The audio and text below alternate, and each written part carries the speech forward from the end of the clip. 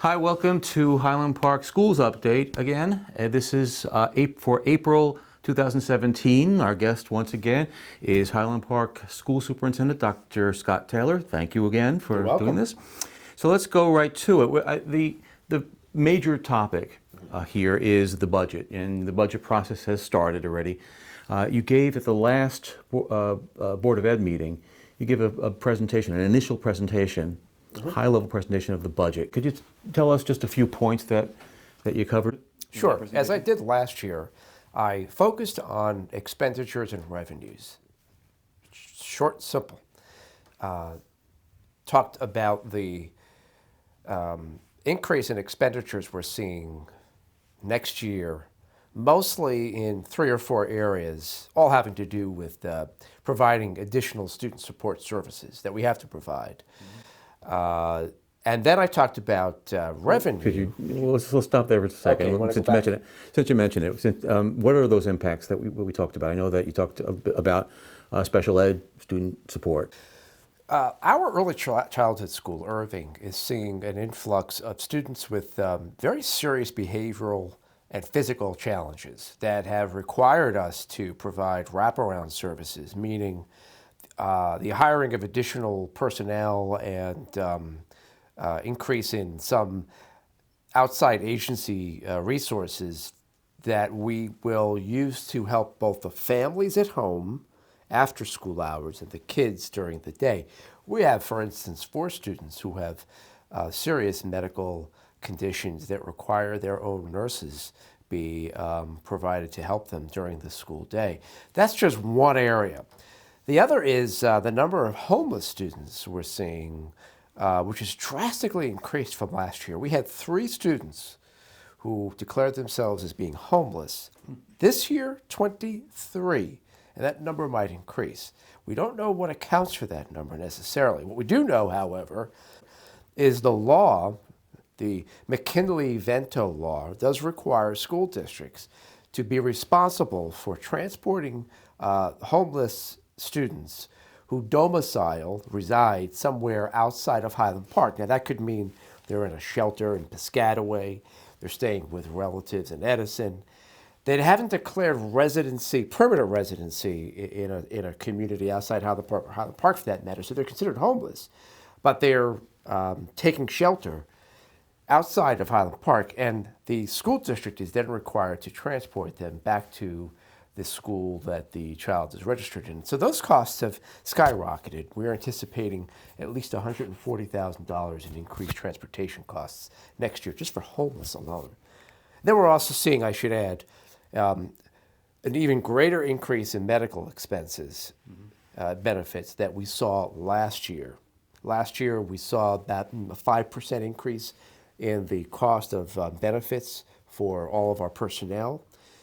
Next year, we're anticipating up to an 8% increase. So all those numbers are going up, and as our expenditures increase, we've got to find more ways to generate revenue or cut where we can the budget so that it does not directly impact programs or personnel in some way. You also mentioned, just to round out on the impacts, you also mentioned the impact of charter schools and how students are being solicited, and that you had to forecast a certain number of students fleeing the district.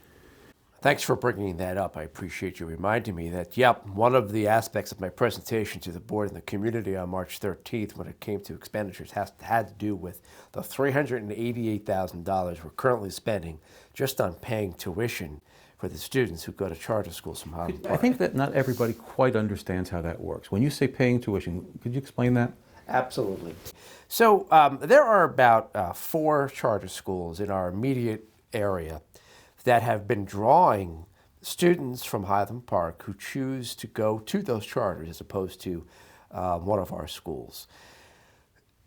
As a result, the charter is scheduled to receive tuition, not from the family, not from the state of New Jersey, but from the sending schools district, in our case, of course, Highland Park Schools. The state does not give us state aid to offset those expenditures. We end up holding the bag and having to pay tuition to send a student to the charter school. And that number can change two ways.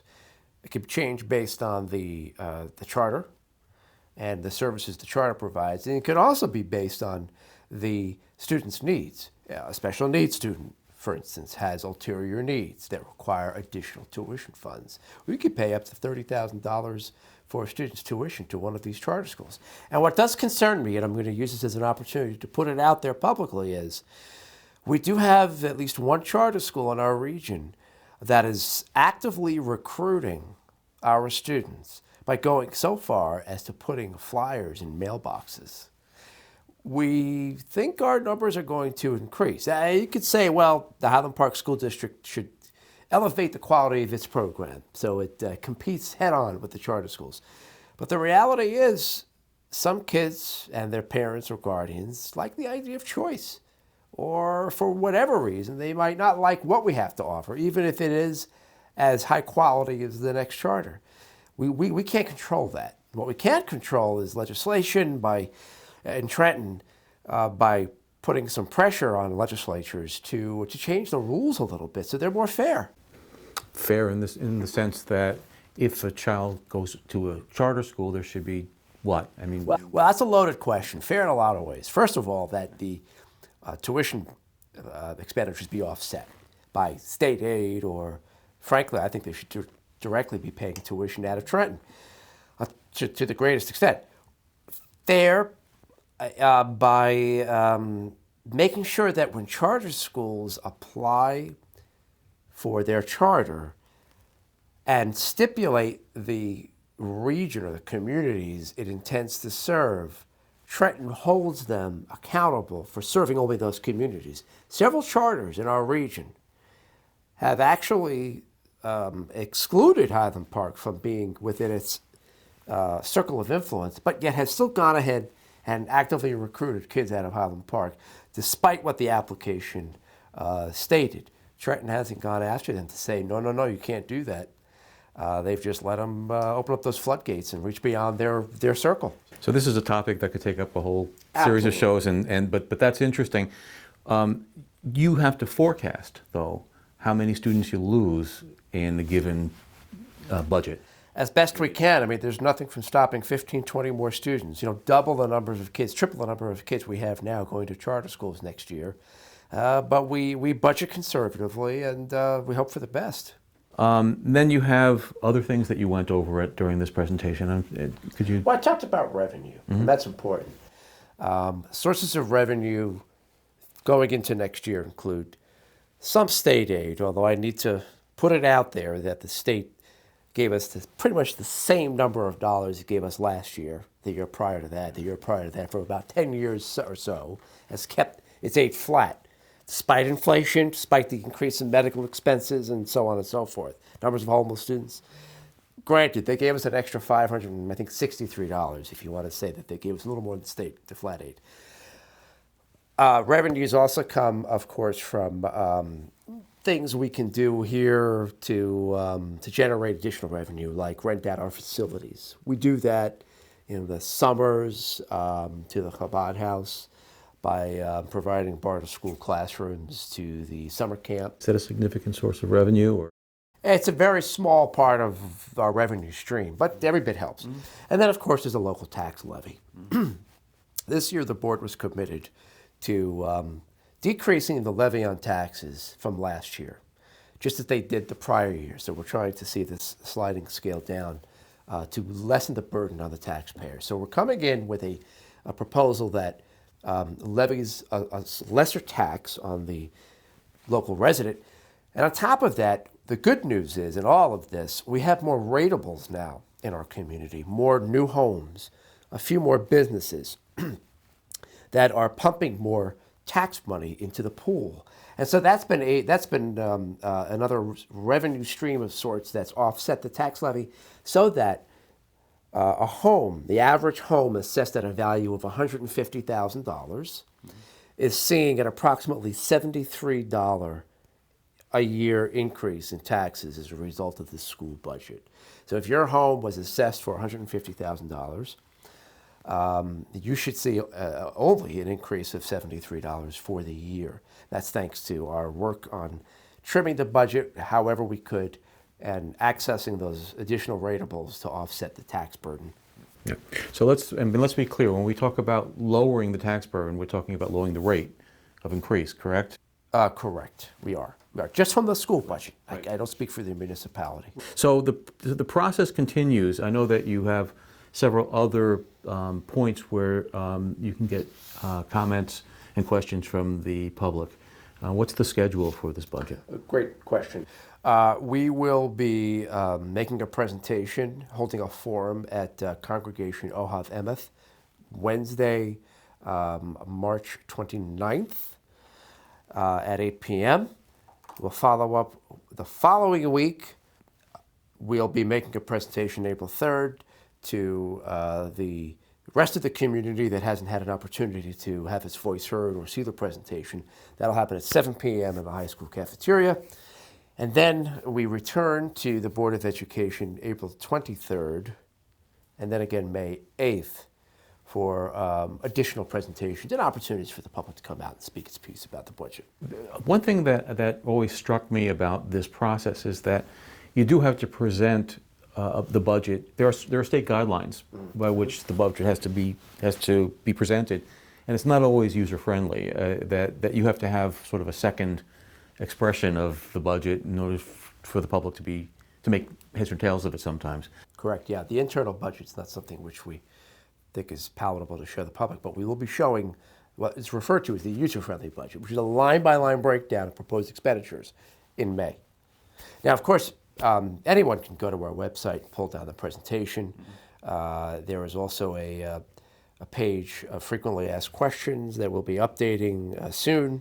You can get to that page by going to the district website, hpschools.net, clicking board, and then budget 2017-2018. There's much more to talk about the budget. You're going to be doing that at these other sessions. Before we leave, I just wanted to talk about something that is tangentially, I think, related to it. You had somebody present some information about forecasts for demographic changes in the community at the last meeting. Could you just talk about that a little bit and how you use that information? We haven't had a report on projected increase or decrease in enrollment in years. So we did commission one to project for the next 5 years what our student population is going to look like. And while the impact of this demography report, which can also be pulled down from the website by going to the same page that I directed our viewers to, it will not be felt next year. It will be felt in subsequent years. Because of new housing, that I don't have to tell any resident of Highland Park, is going up a mile a minute in all corners of town, we are seeing quite an uptick in the numbers of kids we'll be bringing into the school district. In fact, our demographer is projecting that by year 2021, 2022, we'll see an increase of approximately 300 students, which is quite a bit, across the board, not all in one school. Fortunately, as the demographer stated on March 13th, we have enough space in our building that if we get creative, we can carve out some additional classrooms. We're not looking to buy another piece of land, go back to, I think it was the Lafayette apartments. Take everybody out. And buy them out, or go to the center school for that matter, which is vacated right now. No, we can make use of existing space.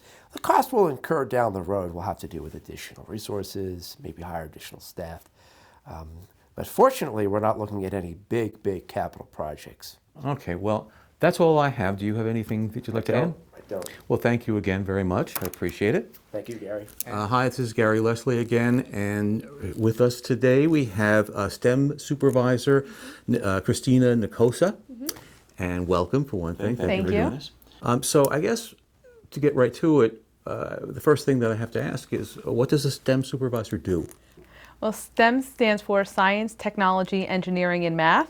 And in some cases, you can throw an A in there for STEAM to add the arts in there. We're not there yet, but I oversee the curriculum and instruction for those content areas.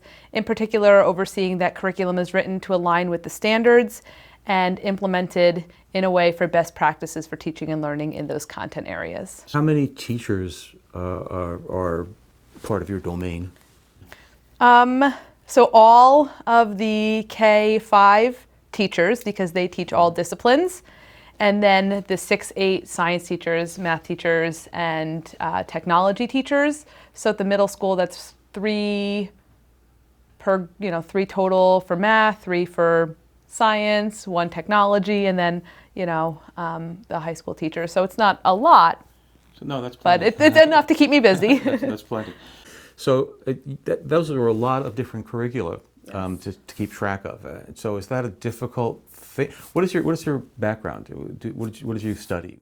Well, I went to school to study biology, and I was a chemist after I left undergrad, and I decided I didn't like that, so I tried teaching and found that that was what was for me. So I taught biology at high school for 10 years, a year at a middle school teaching 8th grade science, which was all disciplines.